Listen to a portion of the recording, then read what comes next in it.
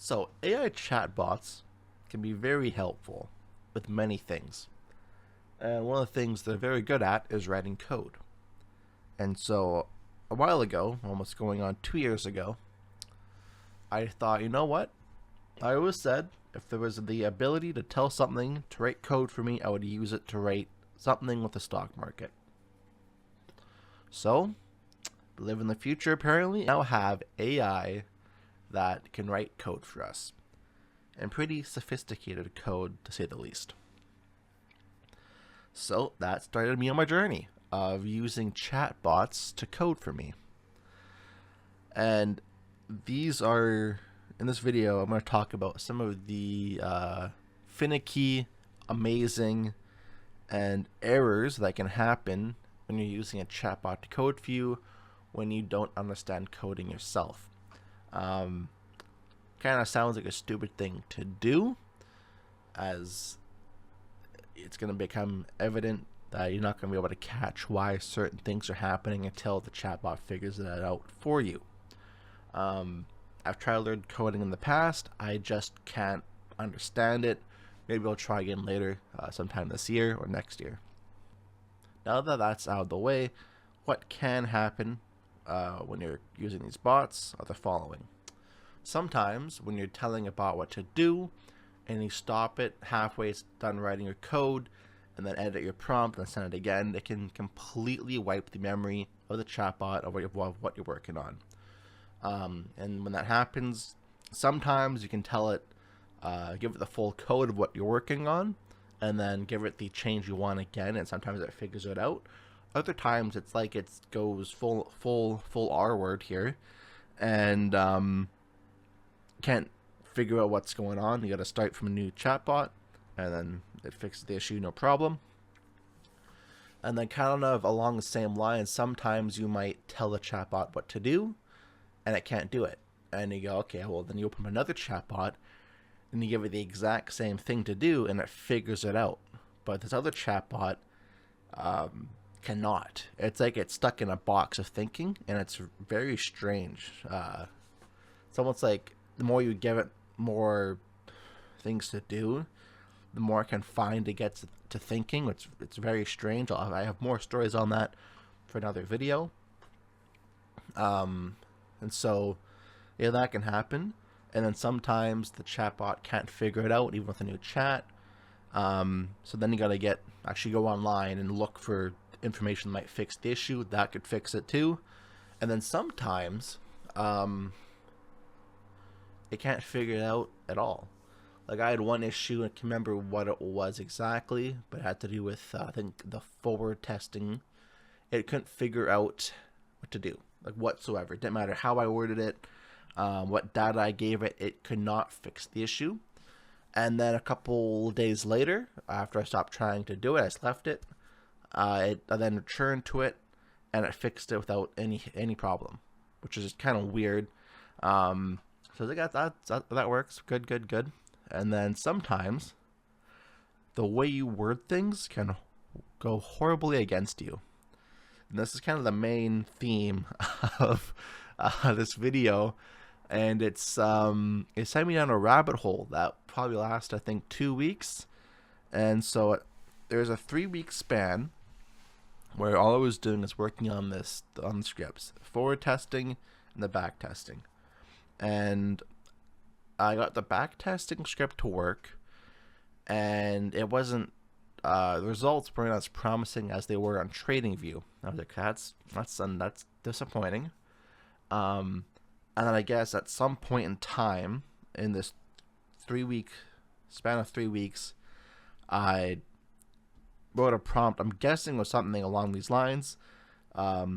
Give it the ability to look ahead. And my thinking was almost like to predict to the next price move. But the chatbot inferred it as, oh, give it the ability to look 10 minutes ahead with the data we have. So clearly that's not good, because it's trading on the 10-minute time frame. It's 10:10. It's looking at 10:20 to see what happened. then acting accordingly on that information. Well, clearly, when you're trading live markets, you don't know what's going to happen in 10 minutes.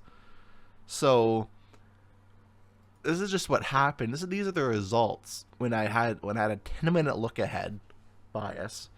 Crazy results. It took a 4K account to $102 million. Like, it's comical now. But when I discovered this error, which I'll get to, I'm kind of jumping forward here. It's funny now, but when it happened, I was kind of heartbroken because it showed that the strategy might not actually work, which was kind of heartbreaking because I've been spending so much time on it, and that's actually going to lead to another video that I've planned. And so, how did I even find out that there was a look-ahead bias? And then, pretty much, I had the script trading on a demo account on live markets through interactive brokers, and it's kind of funny.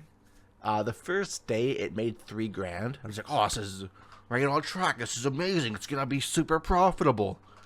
And then from there, it's just downhill. It was losing trade, the odd winning trade. But clearly, I was looking back at the back testing, and I'm going, okay, this should be an 82% win rate.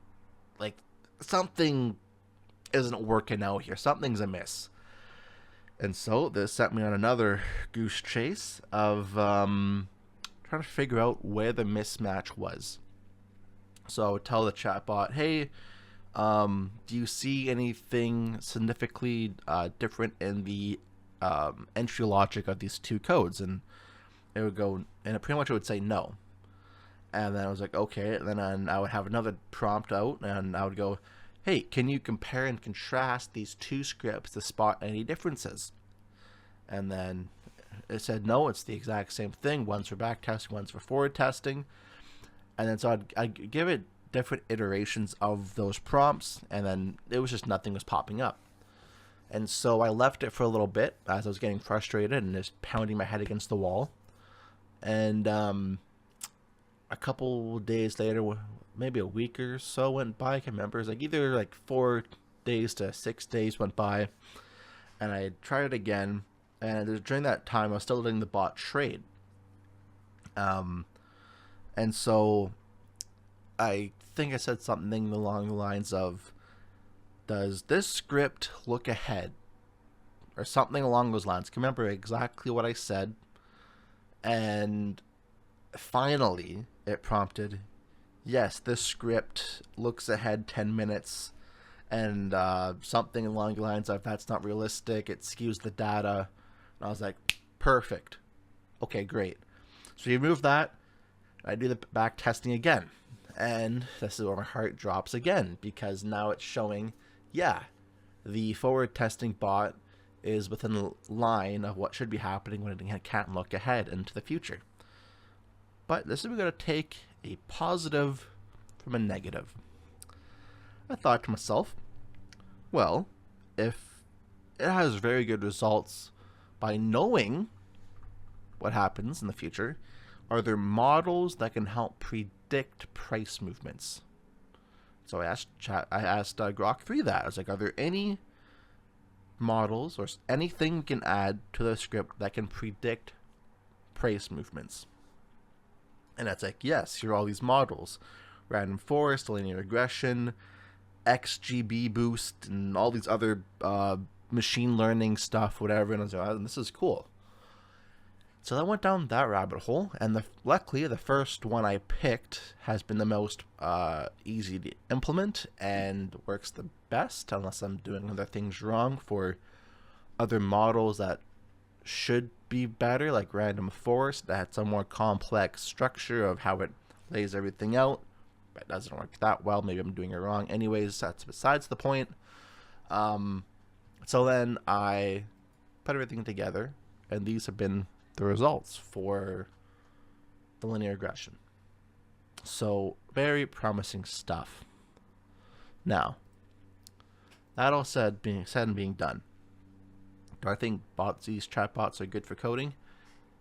yeah, if you don't know how to code, it kind of levels the playing field for you, because all you maybe pay is $30 a month to use them. So you have unlimited uses and no data restraints for the most part. And for the most part, as long as you don't let them infer what you mean, you tell them what you mean, you don't have any issues like that. So yeah, that's I think that's the video. Hopefully this is the last time I'm recording this video, as it's probably my 10th time.